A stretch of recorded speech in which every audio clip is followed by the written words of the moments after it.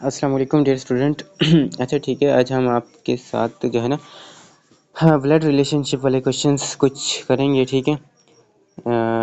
जैसे ये हमारे पास ना सवाल आते हैं, लेकिन इन सवालात को करने से पहले हम थोड़ी सी बातें हैं जो वो आपके साथ शेयर करेंगे कि ये क्वेश्चन जो है ना, ये कैसे मतलब हम इनको कर सकते हैं। ठीक है। फर्स्ट ऑफ ऑल हमें जो है ना, ये जो सा यहाँ पर मैंने आपके सामने एक डैशबोर्ड ओपन किया हुआ है। ठीक है। इसे देख लें, मतलब ये जो फैमिली मेम्बर्स हैं ना, इनको जैसे फादर सन, ये तो हम मतलब सिंपली इंग्लिश ये हमें मतलब आती होगी, लेकिन हमें ये जो से है ना,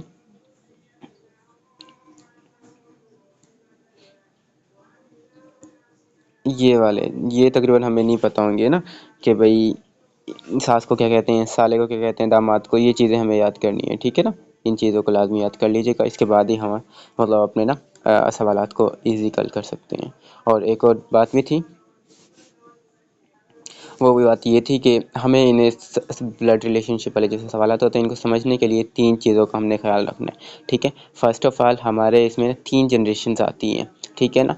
जैसे एक अपर जनरेशन होती है, सही है, ये जो सी अपर जनरेशन आपके सामने, तो इसके बाद जो है ना सेकंड हमारी जो आवर जनरेशन होगी, ये ठीक है ना, मतलब वो जनरेशन जो हमारे जैसे होंगे, जैसे हमारा भाई हो गया, हमारी हम उम्र लोग। ठीक है ना।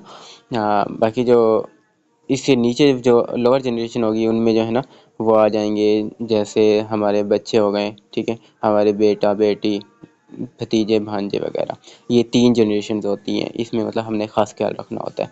ठीक है। इन चीज़ों को भी हमने देखना है लाजमी, कि अपर जनरेशन में हम ना एक साइन यूज़ करेंगे। ठीक है ना। वो साइन जो है ना, वो ये वाला। ठीक है। और हम जैसे आवर जनरेशन जो हमारे साथ के हम उम्र लोग होंगे, उनके लिए जो हम वो जनरेशन वो यूज़ करेंगे, वो हम ये वाला साइन यूज़ करेंगे। ठीक है। ये वाला, या फिर हम ये इक्वल इक्वल का भी मतलब साइन यूज़ कर सकते हैं। अभी जो हमारे मतलब छोटे होंगे हमसे जनरेशन में, उनके लिए जो हम यूज़ करेंगे वो ये वाला साइन यूज़ करेंगे। ठीक है।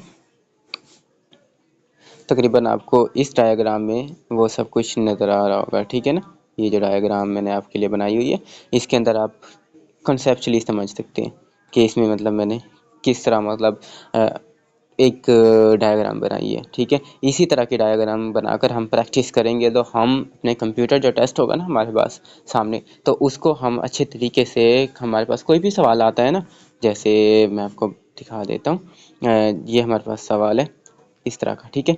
ये सवाल है हमारे पास, मतलब हम इस सवाल को ईज़िकल हल कर सकते हैं अगर हम वो वाली जो डायग्राम है ना, जो मैंने आपको अभी दिखाई थी, इस डायग्राम को अच्छे तरीके से समझ सके, इस वाली को। ठीक है।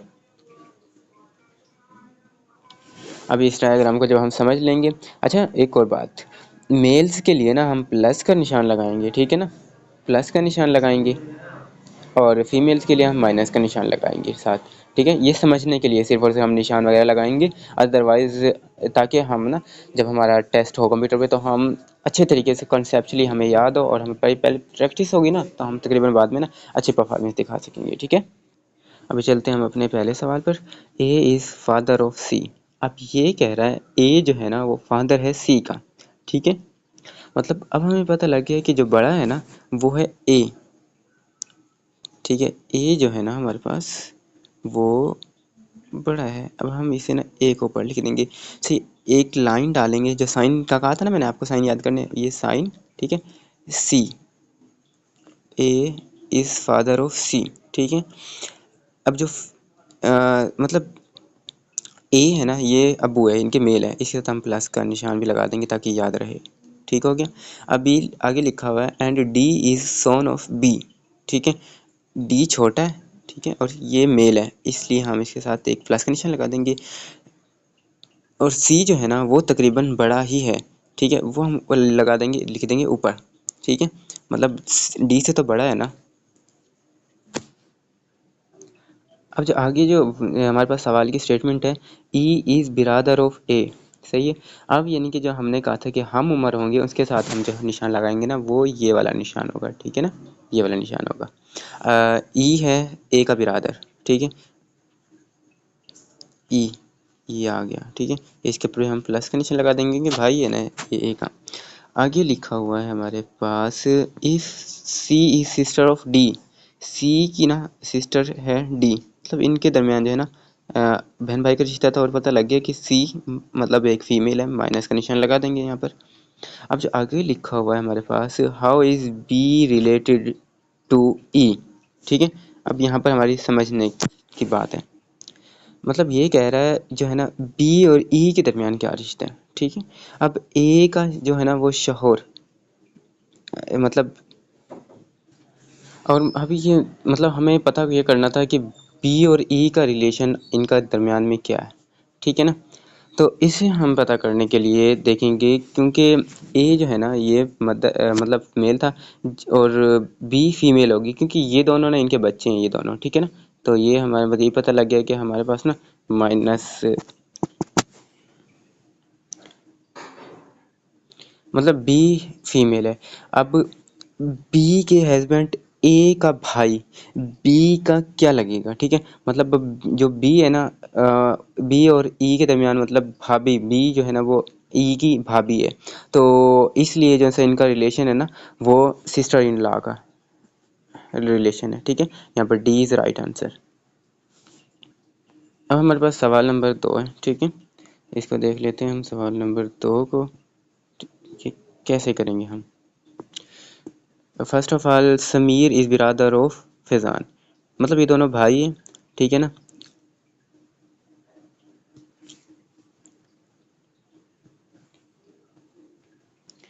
मतलब भाई ये दोनों, तो हमें पता लग गया कि ये दोनों मतलब मेल है, इसके हम प्लस का निशान, में प्लस का निशान लगा देंगे, ठीक है ना। और ये बराबर है, दोनों हम उम्र है, तो ये हम ये वाला निशान इसमें कितने लगा देंगे, ठीक है। अब आगे जो लिखा हुआ है ना वो लिखा है हानिया इज सिस्टर ऑफ हमजा, ठीक है।